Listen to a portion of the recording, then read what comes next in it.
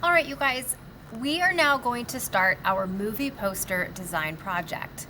And for this project, we will all be creating a movie poster for a fictitious movie called Saga of the Sword. But in order to do this, I wanted to make sure you all had access to various assets. So, photo shoots of the various characters in the films, maybe different iconography or textures or symbols that you might want to incorporate into your designs so that everyone can approach their movie poster concept in a way that they think works best for them.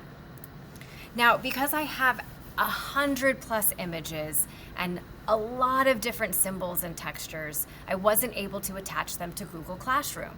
So what I've done instead is I have put them in a folder that all of us will have access to from our classroom computers. So here's how we can get to it. Come down to the bottom of your computer screen and click on the yellow folder icon. From here, we want to make sure that this PC is what we have highlighted over here on the left-hand side. From here, we want to find the little option that says El Cerrito and double-click. I am a computer lab class, so we're going to come to the folder that says Labs.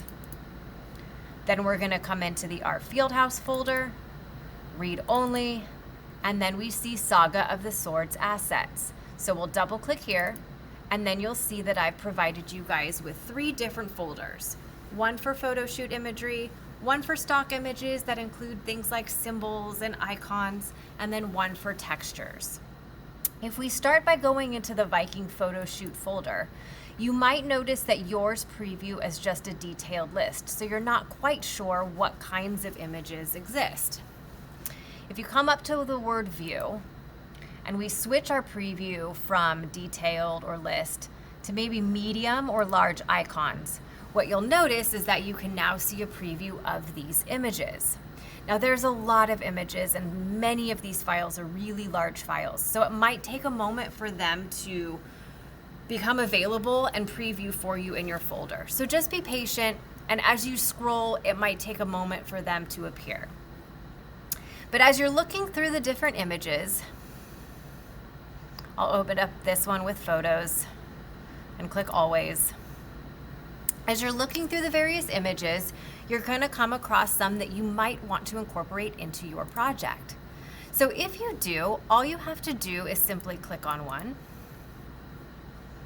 Then from here we can right-click the image so we can choose Copy.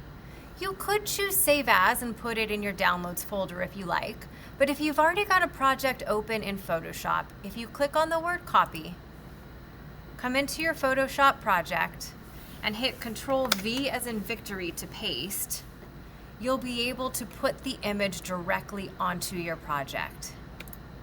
And then from here, you're welcome to go about doing whatever you might need to do to use it in the project however you would like.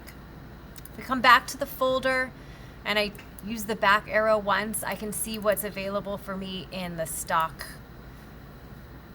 images folder. Again, I'm going to view as large icons. I'll let everything process to preview mode, and you can see there's additional items.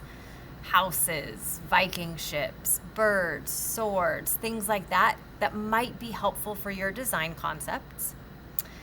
And then in the last folder, we have textures and effects, and I've broken those up into separated folders as well. So things like dust and scratches. These are things that you might place on top of a background and then use your layer panel to adjust how it overlays on top.